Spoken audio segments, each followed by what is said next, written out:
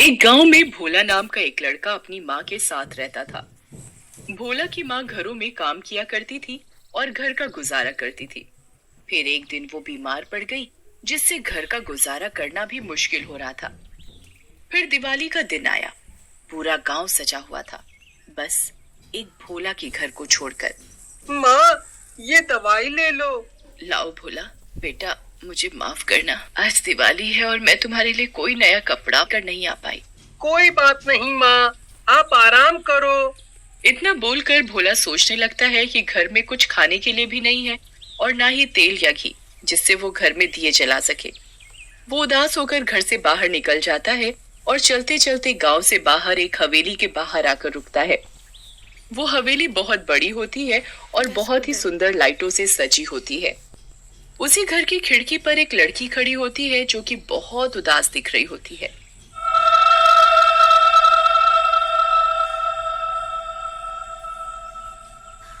अरे भैया, ये तो बहुत सुंदर हवेली है, तब भी यहाँ इतना सन्नाटा सा क्यों है? और आज तो दिवाली भी है। अरे बेटा, क्या बताएं, इस घर के मालिक हमेशा काम में बिजी रहते हैं और ये उनकी बेटी सोनी अकेले घर में उदास हो जाती है। इसे घर से बाहर जाने को भी मना किया है इसके पापा ने। भोला हवेली के अंदर जाता है तो उसे अजीब सा डर लगता है।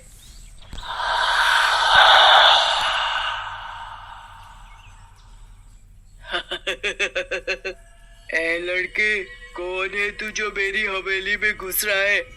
मैं तुझे खा जाऊंगी, एक कदम भी आगे बढ़ाया तो। चुड़ैल आंटी, आप यहाँ कैसे आ गई? नहीं नहीं, मुझे मत खाना। मैं यहाँ किसी को नुकसान पहुँचाने नहीं आया। मैं तो बस उस लड़की को देखने आया था। तुझे उसकी चिंता करने की कोई जरूरत नहीं है।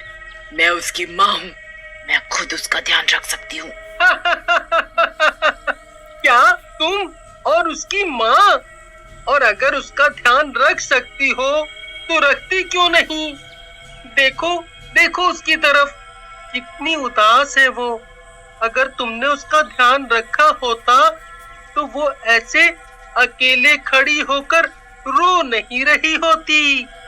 चुड़ैल भोला की बात सुनकर चुप हो जाती है। अब क्या हुआ आंटी, आप कुछ बोलती क्यों नहीं? मैं छोटा पैकेट बड़ा धमाका हूँ। छोटा बच्चा जान के हमको ना बहकाना रे। टुपी टुपी टप टप। हाँ चुड़ैल आंटी। तभी उसको ऐसे नाचते और गाते हुए देखकर सोनी, जो कि रो रही होती है, एकदम से हंसने लग जाती है। अरे तुम कौन हो? यहाँ आओ। चुड़ैल जी, मैं जाऊं? वो बुला रही है। हाँ ठीक है, जाओ, लेकिन मैं यही हूँ। मेरी बेटी को नुकसान पहुँचाने का सोचना भी मत। अरे चुड़ैल जी, मैं कोई आतंकवादी थोड़ी हूँ जो नुकसान पहुँचाऊंगा किसी को। मैं तो खुद ही नसीब का मारा हूँ। अरे तुम कौन हो? मैंने तो पहले तुम्हें यहाँ नहीं देखा। मैं यहीं पास के गांव में ही रहता हूँ, लेकिन आज तो दिवाली है। तुम रो क्यों रही हो? तुम्हारे पास तो सब कुछ है ना, और तुम मेरी तरह गरीब भी नहीं हो। पैसों से थोड़ी ना खुशियाँ आती हैं, खुशियाँ तो लोगों से आती हैं। और मेरे पास ना तो कोई दोस्त है और ना ही मेरे घर में कोई। क्यों, क्या हुआ? सब कहाँ गए? मेरे पापा तो हमेशा काम करते रहते हैं ऑफिस में। मेरा ध्यान रखने वाली एक आंटी है राम प्यारी, उनके साथ मैं क्या खेलूंगी। और तुम्हारी माँ? सोनी कुछ नहीं कहती और फिर से उदास हो जाती है। अरे क्या हुआ? अच्छा रहने दो, तुम उदास मत हो, मेरे साथ खेल। क्यों, क्या हुआ? सब कहाँ गए? नहीं कहती और फिर से उदास हो जाती है। अरे क्या हुआ? अच्छा रहने दो, तुम उदास मत हो, मेरे साथ खेलोगी? ठीक है, लेकिन मेरे पापा को मत बताना, वो मुझे डांटेंगे। उन्होंने मना किया है इस घर से बाहर जाने को। ठीक है, मैं तुम्हारे घर आकर ही खेलूंगा तुम्हारे साथ। फिर दोनों घर के बगीचे में खेलने लगते हैं। चुड़ैल अपनी बेटी को खुश देखकर बहुत खुश होती है। आज तो मजा आ गया, तुम रोज आओगे मेरे साथ खेलने? नहीं, मेरी माँ की तबीयत खराब है।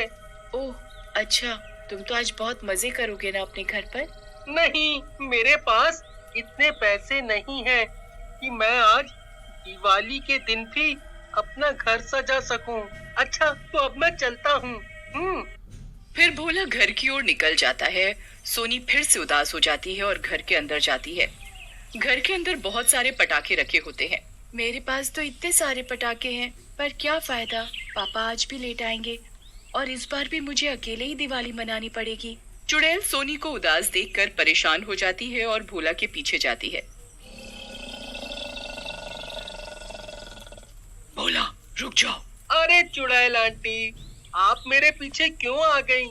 अब तो मैं अपने घर ही जा रहा हूँ। मैंने आपकी बेटी को भी कोई नुकसान नहीं पहुँचाया। हाँ मैंने देखा, पर मेरी बेटी तुम्हारे साथ खेलकर बहुत खुश थी। तुम अब से मेरे घर पर ही रहोगे, तुम कहीं नहीं जा सकते। तुम्हारा अब एक ही काम है, मेरी बेटी को खुश रखना। नहीं नहीं चुड़ैल आंटी, मैं ऐसा नहीं कर सकता। मेरे घर पे मेरी माँ अकेली है, मुझे उनके पास जाना होगा। नहीं, मैं कुछ नहीं जानती। मैं तुम्हें मार दूंगी और तुम्हारी माँ को भी। चलो मेरे साथ वापस। अगर अपनी माँ को जिंदा देखना चाहते हो तो कुछ दिन मेरी बेटी को खुश रखो। भोला बहुत डर जाता है। ठीक है, आप मेरी माँ को मत मारना। मैं चलता हूँ आपके साथ। फिर भोला वापस हवेली पहुँचता है। उसे देखकर उदास सोनी फिर से खुश हो जाती है। अरे भोला, तुम वापस आ गए? तुम मेरे साथ दिवाली मनाने आए हो ना? हाँ वो अरे हाँ, मैंने सोचा तुम अकेली हो तो मैं कुछ देर तुम्हारे साथ ही रुक जाता हूँ। फिर दोनों खेलने लगते हैं। कुछ देर बाद, अरे भोला क्या हुआ, तुम चुप क्यों हो? तुम्हें और पटाखे चाहिए तो ले लो, मेरे सब पटाखे ले लो। नहीं नहीं, वो बात नहीं है। मुझे अपनी माँ की चिंता हो रही है।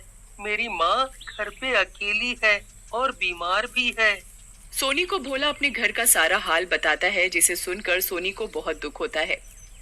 भोला, काश मैं तुम्हारी कुछ मदद कर पाती, लेकिन मेरे पापा बहुत गुस्से वाले हैं। वैसे तो वो मुझसे भी बहुत प्यार करते हैं, पर तुम उदास मत हो। मैं उनसे तुम्हारे लिए बात करूंगी कि वो तुम्हारी मदद करें। अब तुम मेरी चिंता मत करो और अपने घर चली जाओ। कोई बात नहीं, मैं थोड़ी देर में चला जाऊंगा। सोनी और भोला साथ मिलकर पटाखे और फुलझड़ियां जलाने लगते हैं कि तभी सोनी के पापा महेश वहां आ जाते हैं और भोला को देखकर बहुत गुस्से में आ जाते हैं। अरे राम प्यारी, इधर आओ। ये कौन है? साहब, वो मुझे नहीं पता। तुम इतनी लापरवाह कैसे हो सकती हो? किसी को भी घर के अंदर घुसा लिया।